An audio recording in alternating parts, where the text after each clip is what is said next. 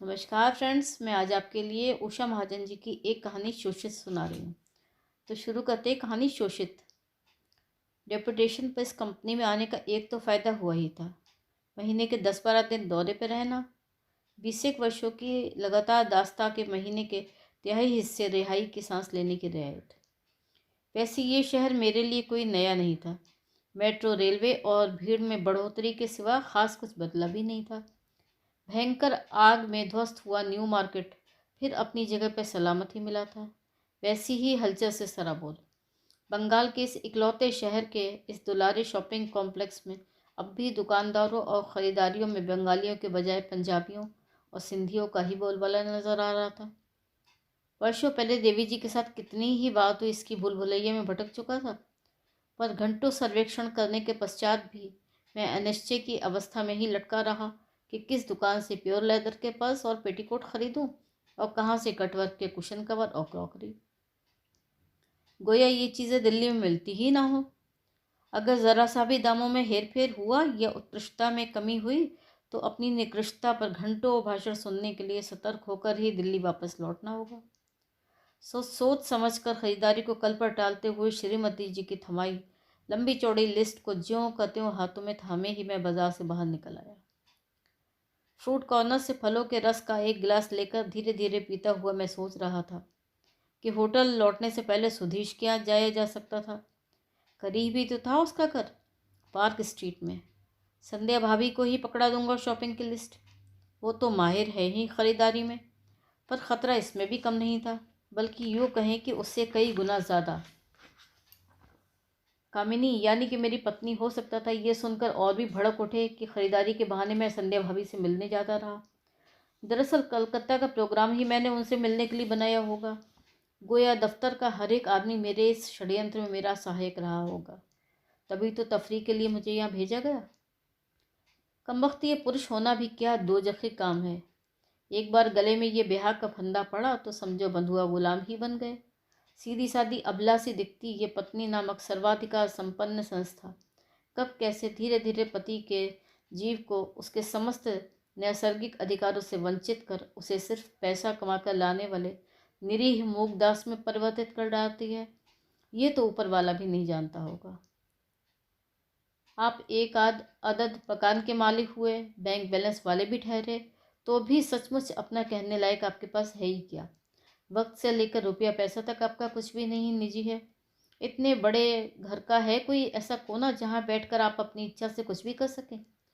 उसकी मर्जी के खिलाफ किसी को घर बुलाकर एक प्याला चाय भी पिला सकें।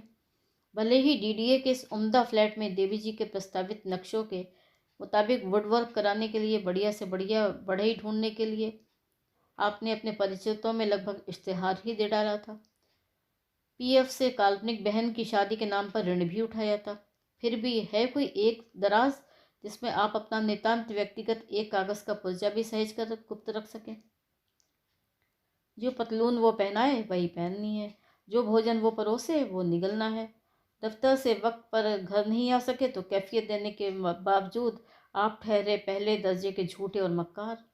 रास्ते में ट्रैफिक जाम था या गाड़ी का चक्का पंचर हो गया, बॉस ने आपके सबॉर्डिनेट के सामने फाइल आपके सिर पर दे मारी, या आपके देखते ही देखते आपका अयोग्य सहकर्मी मस्का लगाकर या बॉस रूपी देवता को मनचाहा प्रसाद चढ़ाकर आपके ऊपर तरजीह पार गया।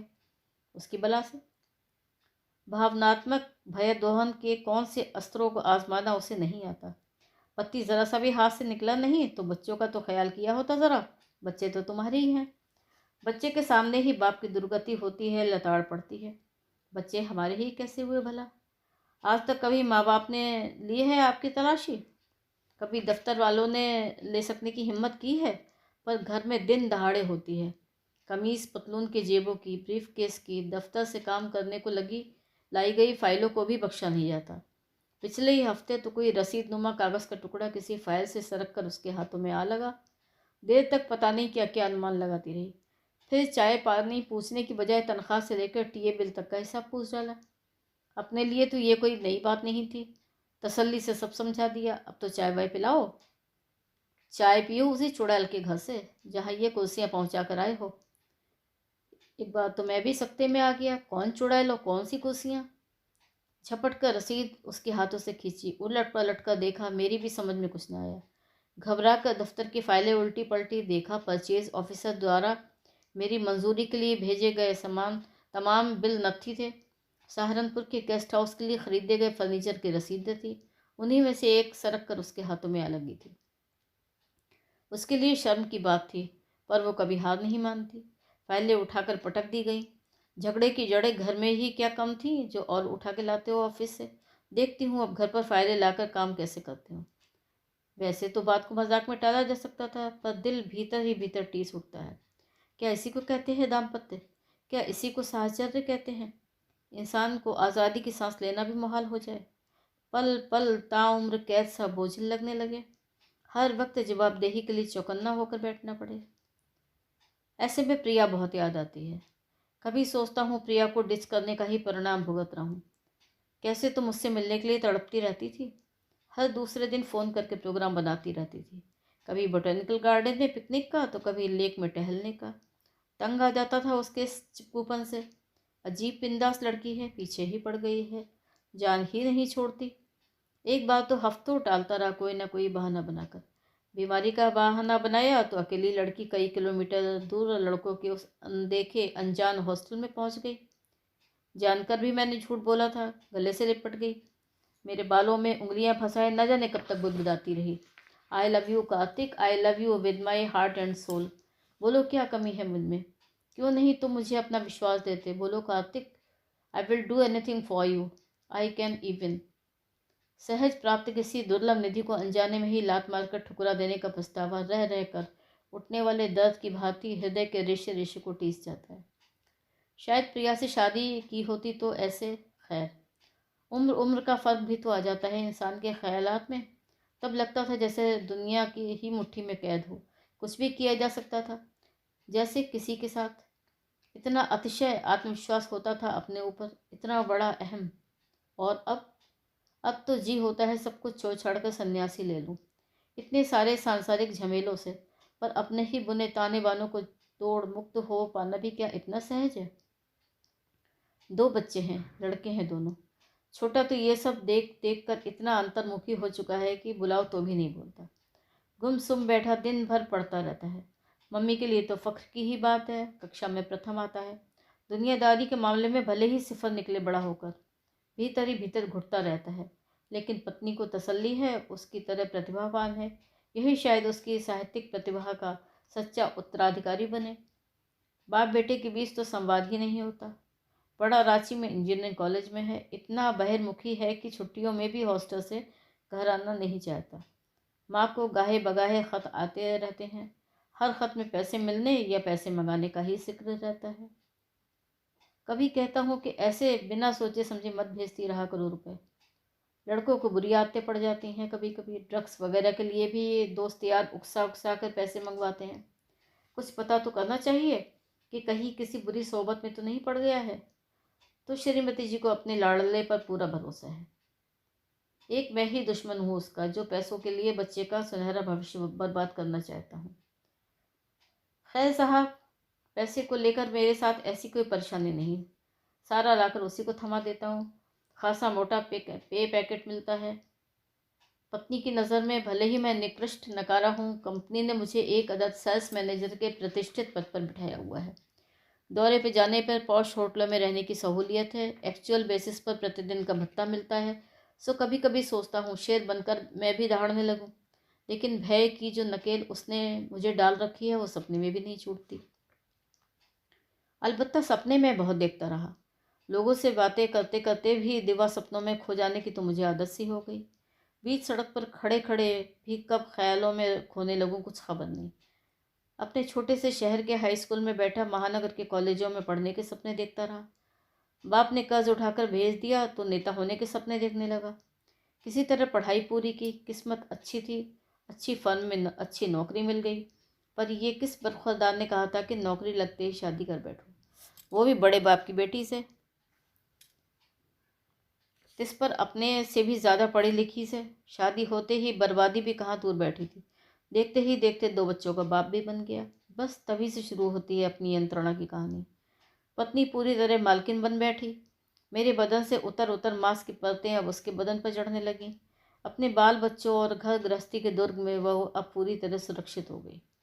नहीं नहीं, छतों दीवारों से घिरा ये घर मेरा ही कहलाता है। पत्नी और बच्चों के नाम के आगे भी मेरा ही नाम लगता है। खत और चिट्ठियां भी 21वीं सदी के द्वार पर पहुंचते काल के इस प्रहर भी मेरे ही नाम से केयर ऑफ आती हैं।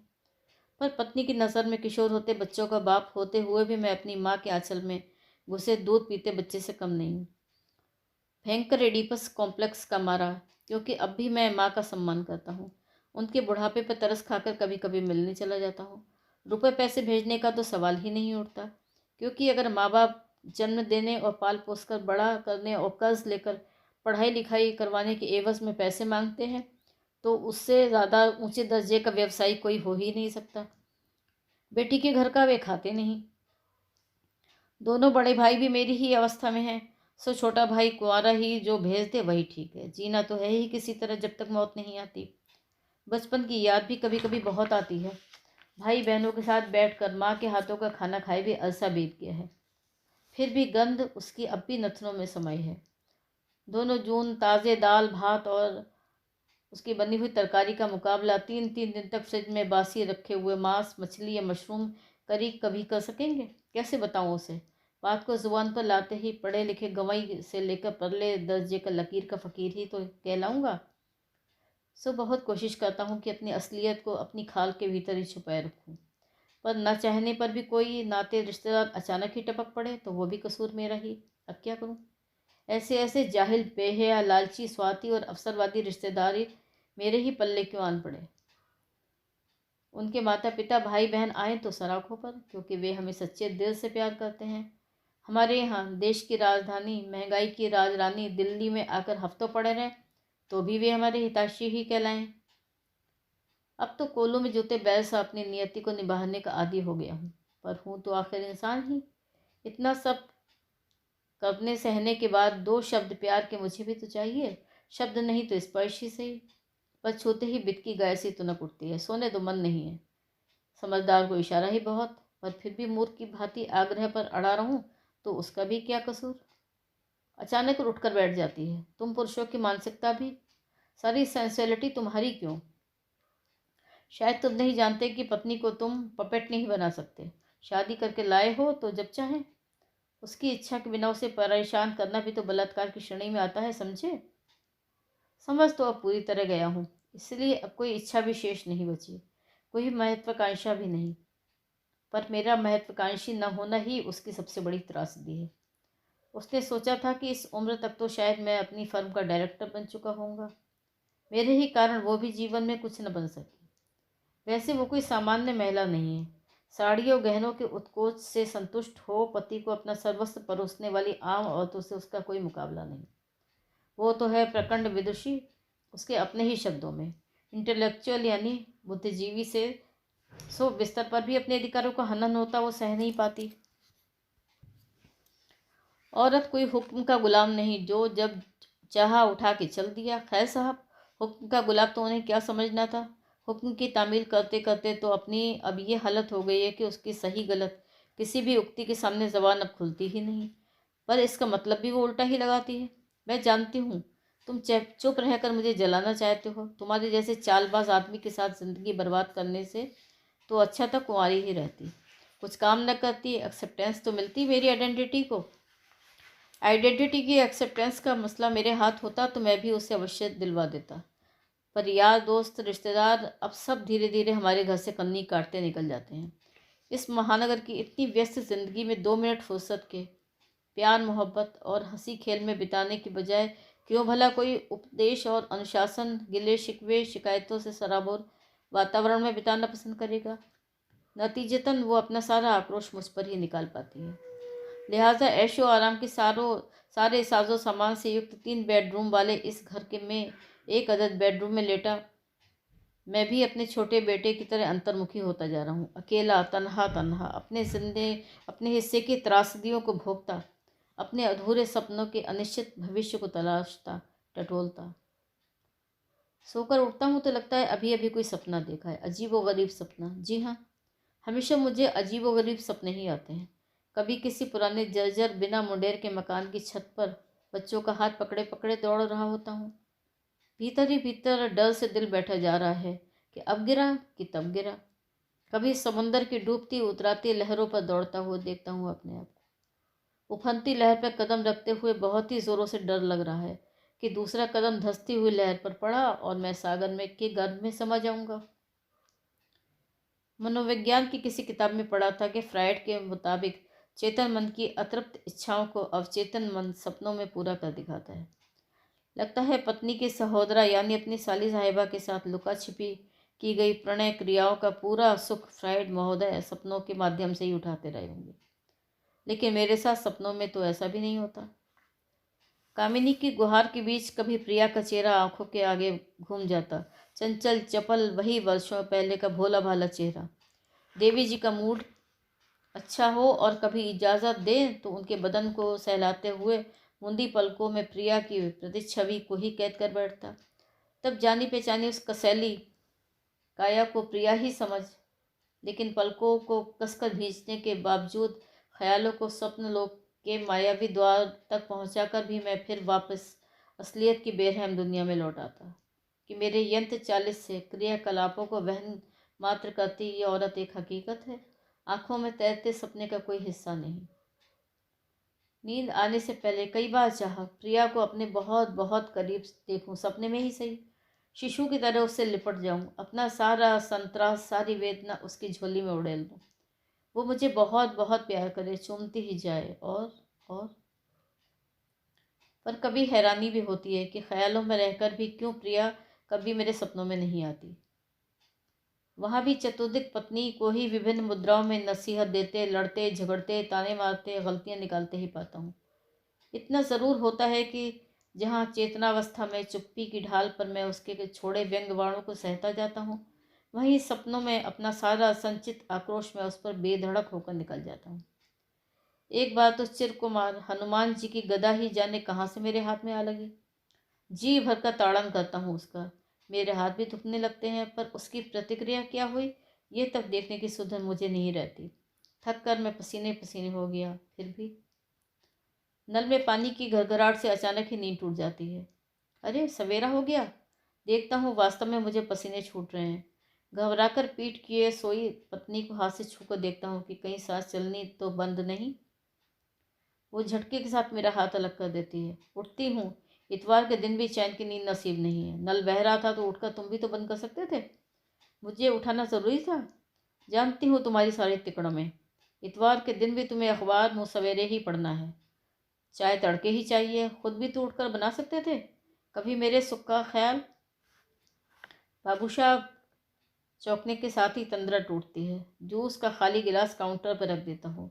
दिग्भ्रमित सा मैं इधर उधर देखने लगता हूँ। शायद सामने खड़े रिक्शे वाले ने ही मुझे संबोधित किया। कैसे अजीब ढंग से मुस्कुराते हुए मेरी तरफ देख रहा था। देर से मुझे ऑब्जर्व कर रहा था शायद। चल बेन, चलेंगे। अब भी अनमैस सा हुआ मैं उसकी बात समझ नहीं पाता। बरबस ही मुँह से निकलता है, कहाँ? जे खाने जेने जावा। सब जाएगा अमाल जाना सोना, जहाँ भी जाना चाहें। सब जगह मेरी परिचित हैं। मेरी हैरान सी मुद्रा देख उसने समझा शायद मैं हिंदी भाषा उसकी बात ठीक से नहीं समझ पा रहा। उसने और करीब आकर धीरे से फुसफुसाते हुए स्पष्ट किया, जहाँ ही आपको जाना मांगता साहब, हमारा शॉप परिचित। फ्री स्कूल स्ट्रीट तो काछी है, करीब ही यानी कि करीब ही है। पार्क स्ट्रीट में भी हम सब जानता। निर्भर करता जे आप शोस्ता मांगता ना दामी। कहाँ ठहरा है शॉप आप? होटल में भी बंदोबस्त कर देगा।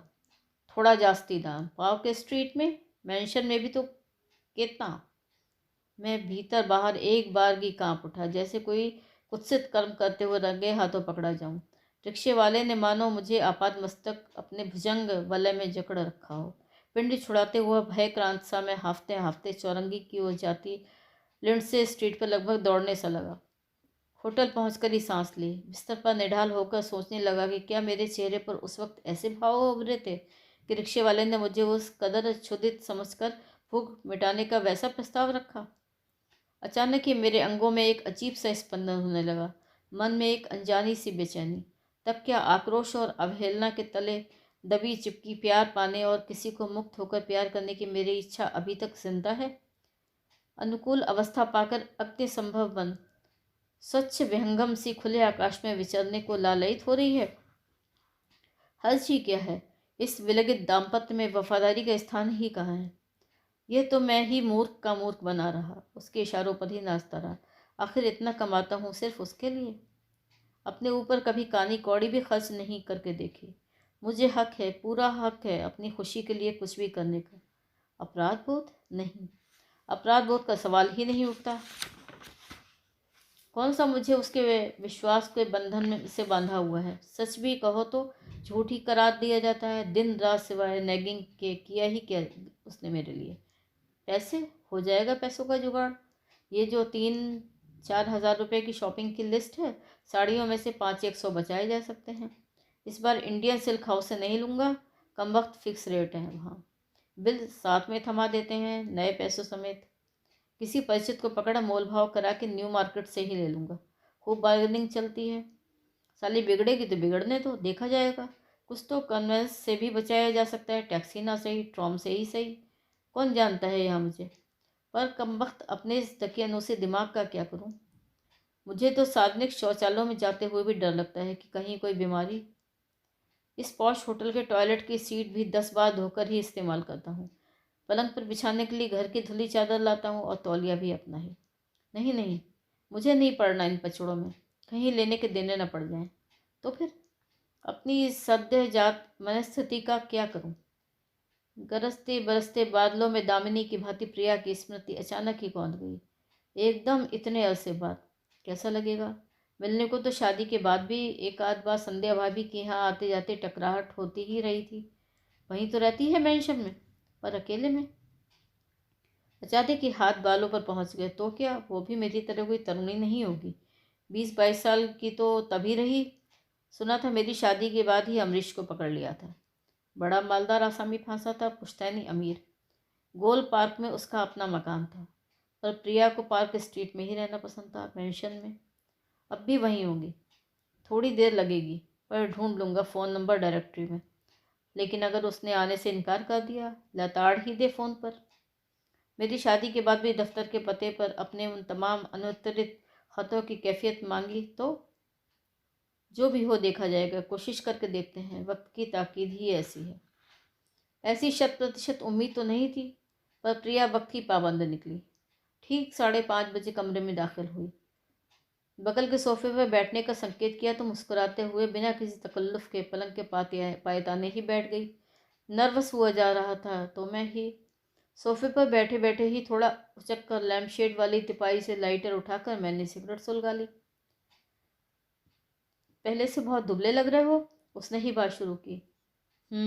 एक लंबा कष्ट लेते हुए मैंने ऊपर से नीचे तक उसका मुआयना कर डाला। इतने वर्षों के अंतराल में भी मांस की परतों के सिवा खास कुछ बदलाव नहीं आया था उसमें। वैसी ही शोख चंचल आंखें, वही जानलेवा मुस्कुराहट, रंग थोड़ा और भी निखर आया था। सालों के साए भी उसके रंगत को अधिक नहीं धुंधला पाए थे। उसे निहाते हुए ही मैंने पूछा, तुम ठीक तो हो? क्यों, जिस्म से नहीं दिखता क्या? मालदार आदमी की बीवी हूँ। वो हल्के से फीकी हंसी हंसती थी। तो क्या सुख के साम्राज्य में रहते हुए भी प्रिया के मन में अब तक मुझे ना पा सकने की कचोट बाकी थी? फिर भी मेरे एक बुलावे पर ही यूं इतना बड़ा खतरा मोल लेकर यहाँ चली आई है। शादी के शुरू के दिनों में भी मन में इतना प्यार नहीं उमड़ा था, और फिर प्रिया को तो वैसे भी मैंने कभी इतना सीरियसली लिया ही नहीं, वरना वो तो पीछे ही पड़ी रहती थी। प्रिया ने कई मौके भी दिए थे, पर मैंने कभी अकेले पाकर भी उसका फ़ायदा नहीं उठाया।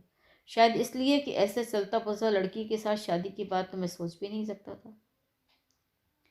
फिर आज ये क्या हुआ जा रहा था मुझे?